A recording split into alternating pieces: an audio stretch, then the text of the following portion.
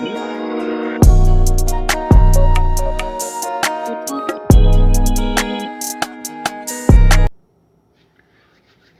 going on, guys? Pegasus from the Wise Guys. Appreciate you guys for tuning in. Make sure you sub, make sure you hit the bell. Real quickly, guys, this is a drawing board video where I'm trying to understand more of the Drytron stuff and then help the viewers that at least we have, and some of the dope Drytron duelists that I've been meeting and been playtesting a lot on dueling. But there's a lot of stuff that people are struggling with. Should I play this card? Should I play this card? Should I play this card? How does this card work in the deck? Should I try this out? And then there's an obvious broken tech that I feel like everybody should have seen by now, and so people are slowly starting to see it. Shout out to DB Grinder. He actually leaked it a little bit in one of his videos, but we'll talk about that when we get to it. First up, guys, I wanted to talk about the conundrum that you have between whether you want to play Herald of Perfection or Herald of Ultimateness. A lot of people have already asked this question 1,000 times, and I feel like there's still no correct answer. If you want a more searchable card that you can grab out of the deck with Preparation of Rites, then you play Perfection, and Perfection can help you easily set up stuff, and it's more searchable, it's easier to grab, it's easier to get to, and it's easier to summon. However, it can't actually stop your opponent from summoning like Ultimateness can. Ultimateness is a far higher level star. I think it's 10 stars if I'm not mistaken. I'm not actually looking at the cards, but Ultimateness is the more powerful of the two cards. They both can be summoned off of one Drytron. They're both very solid. They both do their thing in their own right. I feel like you don't have to play either. I really feel like all three, in my mind at least, have their own benefits and have their own drawbacks. I feel like if you specifically want to play neither, I'm kind of doing that right now. I'm not playing either because I feel like I want to completely play through my opponent's board, and I don't want to lose to the droplets that everybody is maining. And when you set up a board with a Vanity's Ruler next to one of these heralds, you're going to lose to droplets probably a lot because it's slowly becoming the trend online. Secondly, I wanted to talk about, I mean, you feel how you want to feel about the herald stuff. That's pretty much what it boils down to. As far as the Cyber Petite and the Herald of Purple, the issue with these two cards is slowly becoming, what in the world are they good for and what can they help me play through? I feel like, let's start with Purple Light. Purple Light is very, very good. Although we play through back row very, very easily with the Drytron deck, I do feel like there are specifics inside of the deck that interact with each one of the cards. I think Petite Angel being able to basically help you play through if you get stunned with like a strike in a torrential tribute. I've noticed a lot of times when I'm playing against Trap Eldritch, I think that's the second best deck right now in my personal opinion, or Virtual World, whichever you think. But I don't really have a problem with Virtual World. I do have a little bit of a problem with Trap Eldritch. Although you can play through the back row, again, you can get stopped by the strike and torrential setup, and that's obviously becoming more popular because that deck has become more popular because what Triff did online with it. He's been dominating basically. But the Purple Light actually doesn't do anything to that setup. If you have a torrential next to a strike, if you have multiple trap cards and any sort of counter trap, then it's really not going to help you that much. Although Purple Light will help you against specific stuff like Shaddoll Schism. On the flip side of that, if you do get stopped by those, then you definitely have a way back into the game by summoning the Petite Angel and then being able to grab a Ben 10. So both have their advantages, both have a strong setup, because that Cyber Petite Angel stuff is going to lose to Window because it's not going to actually do anything for you. So I think it basically boils down to, what do you expect to play? With that out of the way, we got to talk about a broken ass tech. Yes, broken ass tech, and that card is Neospatian Aqua Dolphin. That was the card that was leaked, and it's very, very impactful because basically we don't have cross out and we only have one call by the grave, and we have to beat Droll. You have to. You have to beat cards like Cycle Reader. You have to beat cards like Skullmite. You have to beat all of these cards, and that card, Neospatian Aqua Dolphin, can definitely help you to rip cards out of your hand, see your opponent's hand, and then know what you're going to have to play around. Now, if you can follow behind Aqua Dolphin with any sort of negation or any sort of board, your opponent is not going to win. Unless they have multiple waves of cards, like maybe they opened a Droplets and a Droll and a Cycle Reader. Now, if they open like that, then Godspeed, because it's going to be a long day for you. But specifically, you may, if you run into only opening a Droll, you're going to rip it and then completely wipe your opponent out, because normal summon Aqua Dolphin and pitch a Drytron allows you to take pretty much every hand trap that would matter inside of your opponent's hand. And with that out of the way, this is me giving an attempt at trying a deck out. Sometimes, guys, like I'm going to say at the start of this video, you have to try stuff out. I do feel like it's very, very interesting and at least something that everybody should consider still exploring the deck, because I feel like this deck is in no way solved. And without further ado, let's get into the video and the deck skeleton, drawing board, whatever you want to call it. It's not actually a profile, it's just me trying an idea. Let's get it.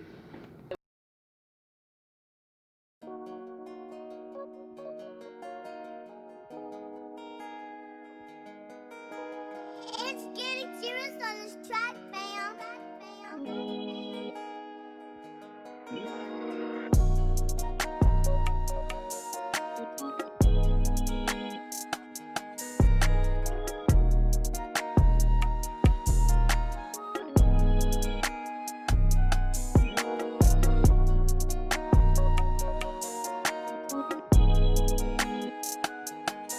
Pure version is already solved in Drytron. The Megalith version is already solved in Drytron. This is me just trying something because I literally thought of it and had to try it. And it actually sort of works.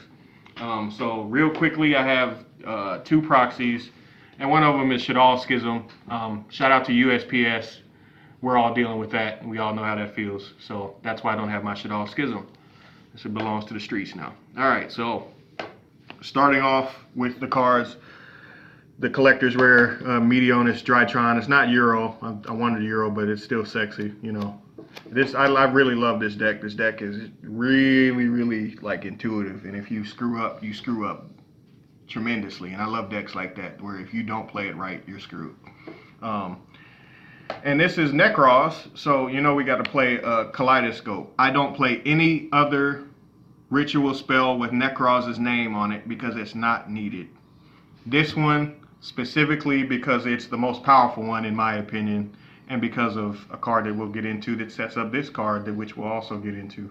I'm pretty sure you can figure it out, but we'll see. Red Eyes Fusion, because I'm playing Dragoon in this for some godforsaken reason, but I feel like it's almost sort of necessary. Foolish Burial, because it's any of the Drytron names, and it's another copy of the Nova, I guess, because they're in the grave, they're useful the same way. Triple Fafnir, which is the ritual version of Magical Meltdown. And this again is off of like 10 or 15 games testing, just trying stuff out. So I'm pretty sure it could be optimized more than this, but I'm just going to, you know, get straight to the cards. Cyber Emergency, obviously, because they search all of the Drytrons. Used to be a Cyber Dragon card, it's not now, and that's pretty much that. If you wanted to further make the Drytrons more searchable, or this more searchable, I guess you could do all of the, like, grab Cyber Dragon Core. You know, Cyber Dragon Core could just go in this deck and it would fit very well. Triple Preparation of Rites. It's actually even better in this deck because you're playing Brio and Unicore and Colossus, so you don't always have to keep grabbing Ben 10 like the actual pure version, which is the best version, and Megalith, which is also very good. But Prep can grab Brio, grab Unicore, like I said, or Colossus, and help like go into a line of plays, or you know, or get something back onto the field. 3, Drytron Nova. Shout out to my dog. He wants some camera time. Shout out to Noodle. He wanted some camera time. All right, Noodle. But Drytron Nova, it's the E-Telly. This card is insane. I feel like it'll be the card, or Benton will be the card that gets hit when something finally gets hit. This card is literally Emergency Teleport, and the card is very broken when you compare it to a card like Emergency Teleport. And it's their Emergency Teleport. I think that's the most amount of times I can say Emergency Teleport in one sentence. But getting into the actual Drytrons, 3, Alpha Thuban, he's their Stratos, he searches for everything, everybody knows that. Delta is the one that draws. So he basically searches all of them. This is how you can remember A, like I remember like all of them, that's how I like help explain to somebody real quick. Delta is the draw card, D, Delta for drawing. I feel like I saw this somewhere, and it really like helped me explain the deck to somebody. Gamma grabs cards back from the grave, and I feel like that's the correct number with 2, because it helps you play through stuff. It helps you beat, it can sort of, if the person sucks, it can help you beat Winda if they've never seen the deck, and that's happened a lot where I actually get that off, and it's get to special summon the Drytron and attack, and usually try to handle a window that way. I'm actually trying Honest as a tech. It might be a tech, but I don't think it's good enough. And then double zeta, the Z, you figure it out on your own. But it grabs the ritual spell. It can grab any ritual spell, which it can grab Kaleidoscope or the actual Medionist, and that's pretty much that. For the Drytrons, you can play the other one. I think I forget the thing's name, but it's just a name, literally, because it does something with the banished pile, and it's just like you're never going to get that deep into the game state. As far as basically, this card is so good.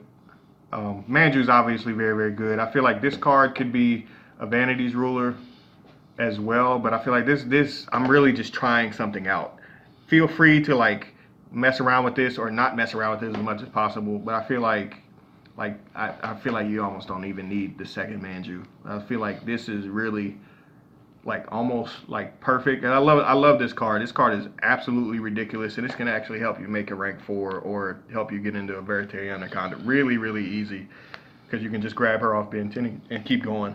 In case you've never seen her before, yeah, she's a tech that goes very, very well in this deck. It's very, very smooth. The Dragoon stuff, obviously, you know, I mean, they're bricks. I can't really say much else about them. I'm pretty sure this is more than 40. I think it's like 42, if I'm not mistaken. Correct me if I'm wrong in the comments. You probably will. Dawn Knight, the Platinum Rare, max rarity. Dawn Knight, it's official right there. He's literally just Armageddon Knight getting some sunlight. But pretty much just dumps a light. We got to play him just because the Union Carrier plays. He's the connector to all of them. Getting into the Benton that you know you were going to see, and the Natasha that you know you're going to see. And this is the part that you obviously know what those do. Don't need to explain those at all. I can't figure out if you need to play Valk or not. I don't think you need to, but Valk is still Valk, and he can tribute off Drytrons out of your hand. So like, that's pretty much all I got to say about it. Like that sounds crazy on paper, but in application, I never get to really see him. Like I'm talking about like dueling book pretty much, so I don't really know how broken it is. But he's not necessary, like pretty much, because what you want to do most of the time is trish people to death, because that's what the deck should want to do. You want to trish people to death, and you want to hit them with a window. Trish them to death and hit them with a window. You can hit them with the window off of the Brio, and obviously you can add this to your hand to protect from targeting as well, because you're gonna end on Brio being on the field, which is, it sounds suspect and like stupid, because it's like it's not a card you want on the field. You usually want like the Unicorn on the field, but because he's a 6 and because El Shaddai App Cologne, which is my other proxy, which through the magic of video editing is actually right there. He's a 6, App Cologne is a 6.